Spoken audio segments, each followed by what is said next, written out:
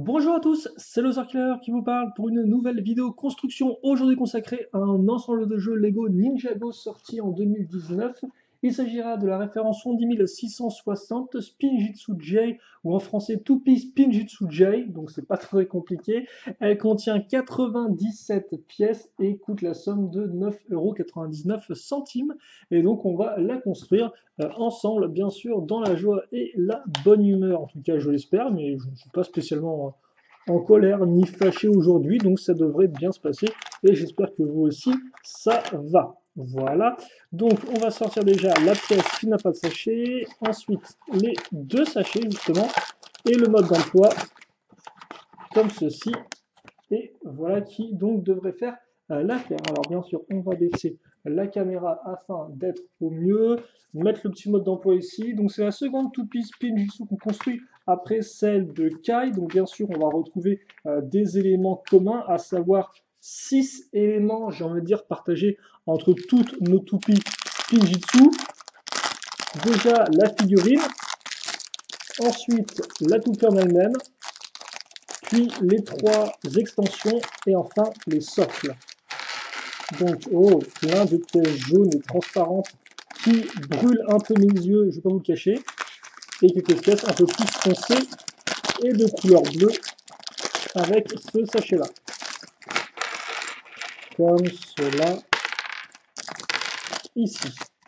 Ok, donc ça c'est fait. On peut donc maintenant passer à la construction et tout d'abord avec la figurine. Donc la figurine de Jay que voici, que voilà à ce niveau. Donc nous avons le torse, comme vous pouvez le voir, bien sûr les jambes qui vont avec, et nous avons bien une tenue assez traditionnelle, comme vous pouvez le remarquer, bien évidemment là encore inspirée des premières saisons de Ninjago, avec le dragon qui passe aussi bien à l'avant qu'à l'arrière de la tenue. La tête, c'est celle de la version du film, donc rien de nouveau à ce niveau-là, bien sûr avec les deux expressions faciales. Et c'est vrai qu'effectivement, la tête reste différente en termes d'expression tout de même dans la série télé, je trouve, par rapport à l'expression faciale qu'on a ici. Et enfin, donc, la cagoule, le nouveau moule de cagoule, hein, qui, si je ne dis pas de bêtises, en fait, du fait de la partie qui descend à ce niveau-là, ne doit pas laisser la place à des épaulettes, je pense. En tout cas, tout ce qui est épaulettes qui permet aussi de tenir les armes ne doit pas passer, je pense, dans le dos du personnage. Mais bon, on n'a pas de ça aujourd'hui de toute façon vu qu'on a de la toupie. Donc, on aura forcément la toupie, plutôt le tourbillon Spinjitzu, comme vous pouvez le voir ici, forcément aux couleurs de Jay, et elle rend plutôt bien avec le jaune transparent et le bleu qui fait comme des sortes un peu d'éclairs presque, même si bon, je suppose que le motif est le même pour toutes les toupies, juste la couleur change. Donc quand je dis motif, je parle bien sûr du moule, hein, comme vous pouvez le voir, les parties bleues vraiment sont en relief par rapport au reste, c'est pas juste un imprimé, il y a vraiment un relief qui est différent. On met la petite pièce et donc on pourra ensuite mettre forcément notre personnage dedans, même s'il ne pourra pas y aller avec son katana. Et à noter que visiblement tous les ninjas auront un katana en arme et pas un truc qui sera vraiment custom sur le ninja, qui sera personnalisé. On va donc passer maintenant à la construction des différents modes. Donc les différents modes, c'est ce qui pourra se mettre sur les pièces à clip ici. Et le premier, ça va être le fameux mode pointe, hein, qui porte bien son nom, vu qu'il s'agit de pointe. Voilà. C'est pas très très compliqué. Donc on va faire ça x4, on va le faire assez rapidement.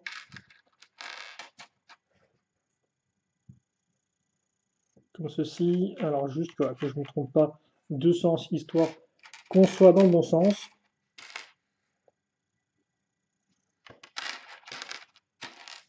Et comme cela. Voilà. Et donc après, si vous voulez, vous pouvez mettre les petits modules à ce niveau. Et vous avez donc votre mode vitesse avec les pointes. Forcément, mode vitesse, vu que les pointes sont beaucoup plus légères, vu qu'elles sont constituées de beaucoup moins d'éléments. Et après, vous n'avez plus qu'à faire tourner la toupie comme ceci.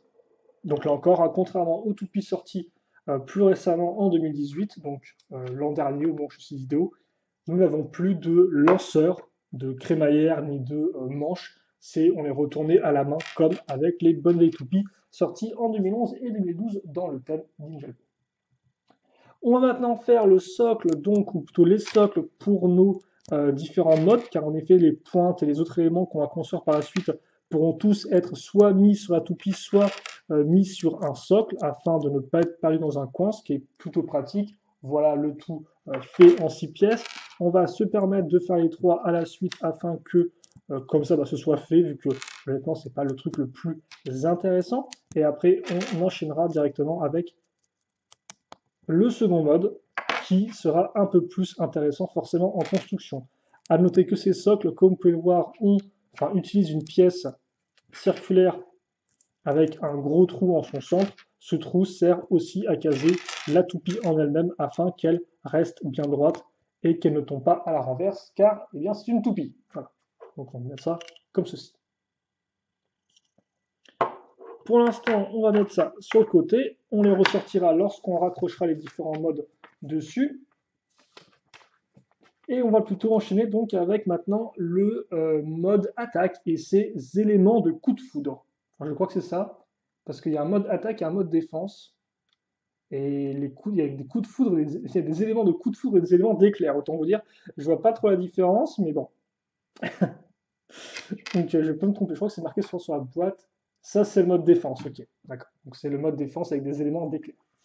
Et justement, ces éléments d'éclair, ils vont ressembler à quoi? Eh bien, c'est très simple. Ils vont commencer avec une 2x4, puis on aura ensuite deux pièces 1x2, une sans accroche, l'autre avec des accroches à clip. On fixe dessus les 1x2 avec des tenons sur les côtés, comme vous pouvez le voir. Puis ensuite, on va très simplement utiliser cette belle pièce imprimée. Alors attention au sens, hein, comme vous pouvez le voir, il y a une barre qui est plus grande que l'autre, donc il faut faire attention à ce que ce soit bien orienté, voilà qui devrait faire l'affaire. Puis on va caser deux petites pièces 1x1 pentues sur les côtés.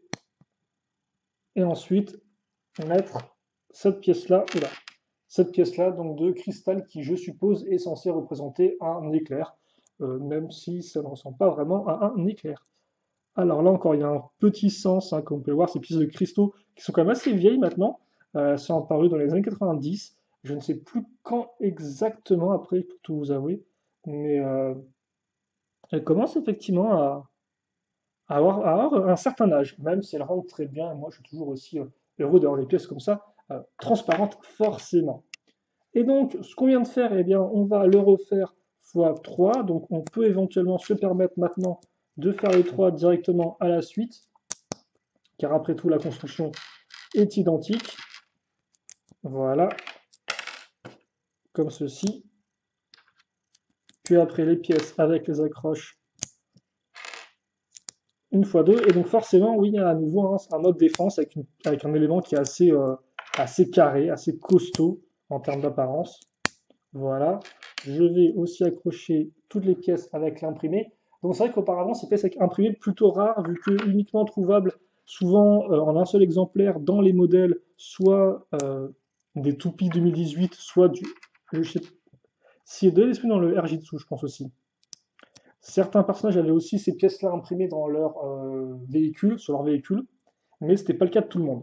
Donc là, le fait d'avoir la pièce en plein exemplaire peut être assez intéressant pour certaines personnes, vu que c'est vrai que ces logos restent, ces pièces imprimées restent toujours aussi intéressantes, je trouve. On met maintenant les petites 1x1, comme ceci, et ça devrait en être rapidement fini de ce mode. Alors après, bien sûr, on va rapidement le mettre sur la toupie pour voir un peu à quoi ça ressemble. Mais sinon, on va passer ensuite à l'autre mode. Alors, voilà, je mets ça comme ça.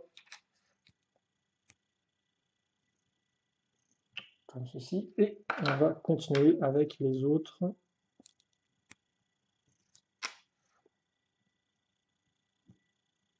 Voilà, et voilà, qui devrait donc faire l'affaire pour ce mode défense, comme ceci. Ensuite, ça donc, on peut l'enlever, forcément le raccrocher sur la pièce de socle qu'on a ici. Voilà, attention à mettre ça dans le bon sens, ça va être presque une sorte de shuriken que vous pouvez lancer si vous désirez. Et puis ça, par contre, on va pouvoir le fixer maintenant sur notre toupie. Alors, là encore, c'est quand même des éléments qui sont assez solides, hein, enfin, qui ont une certaine masse.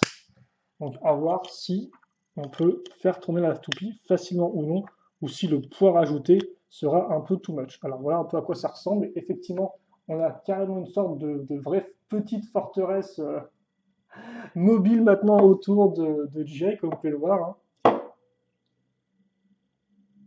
Et tourne, tourne, tourne, tourne.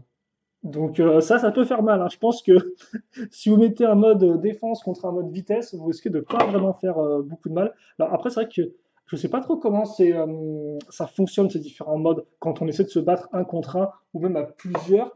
Est-ce que par exemple le mode défense, du fait de sa masse imposante, fait que vous ne pouvez pas du tout passer à travers avec un autre type de mode? Je ne sais pas si les designers chez Lego ont pensé à ça ou pas, parce que forcément, là, quand je vois ça tourner, je me dis, bon, bah, ça sert à quoi de se battre, de mettre ça en opposition, quoi? Est-ce que le truc va pas juste ne rien faire du tout? Enfin, est-ce que c'est bien utile? Je ne sais pas, honnêtement, pour tout vous avouer. Et c'est vrai que comme je suis peut-être pas trop du genre avec, à jouer avec mes toupies, je sais pas trop si je pourrais m'en rendre compte. Bon, je ferai peut-être des essais un peu plus tard, mais pour l'instant, voilà. Après, ceux qui ont éventuellement sont procurés les toupies pourront peut-être me dire si oui ou non le mode vitesse, par exemple, le mode attaque, peut faire le poids face à ce mode défense, parce que sinon tout le monde se met en mode défense, et puis on a des sortes de gros tanks qui s'affrontent. Honnêtement, j'aime bien ce côté un peu tank pour la toupie, c'est assez intéressant. Alors après, on peut se poser quand même la question de euh, qu'est-ce que c'est représenté que ces espèces de gros modules qu'on accroche sur la toupie.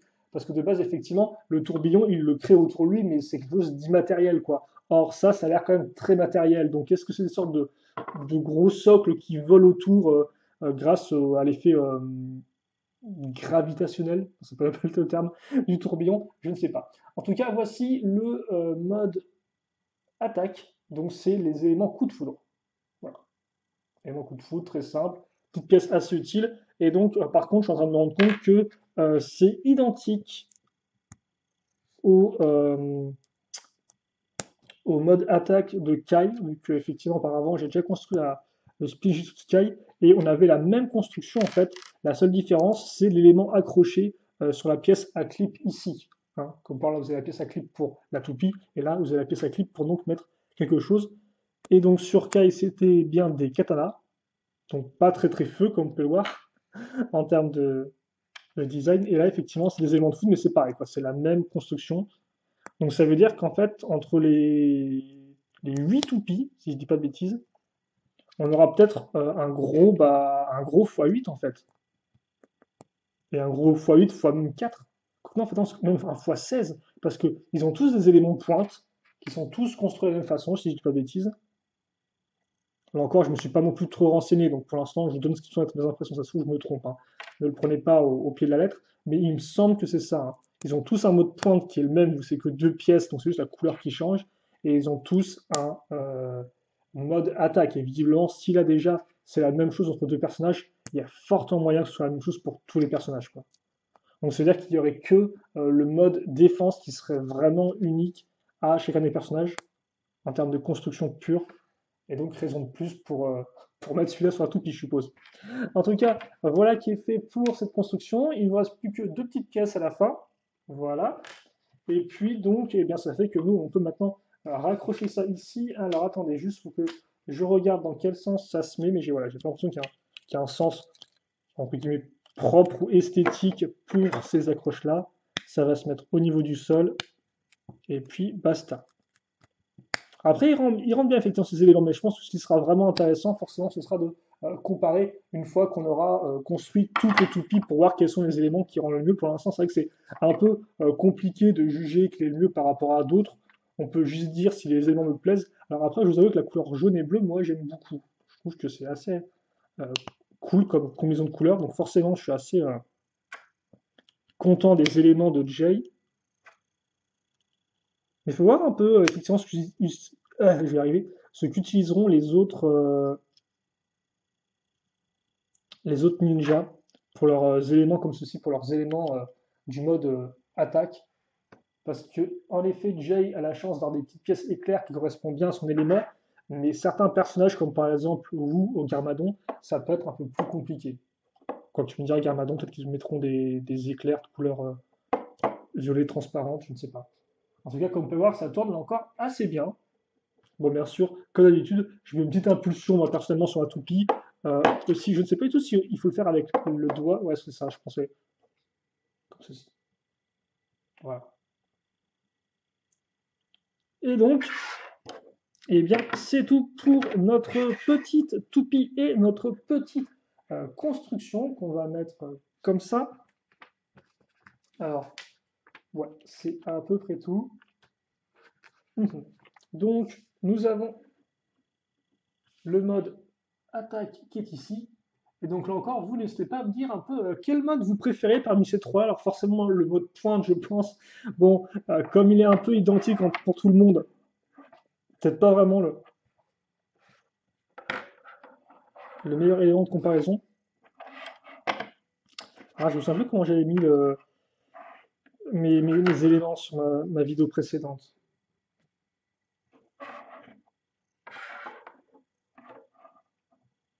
Parce que j'aurais quand même bien aimé une certaine cohérence dans mes miniatures. Mais bon, c'est peut-être pas très très important de parler de ça maintenant. Mais je pense quand même qu'il y avait un truc comme ça.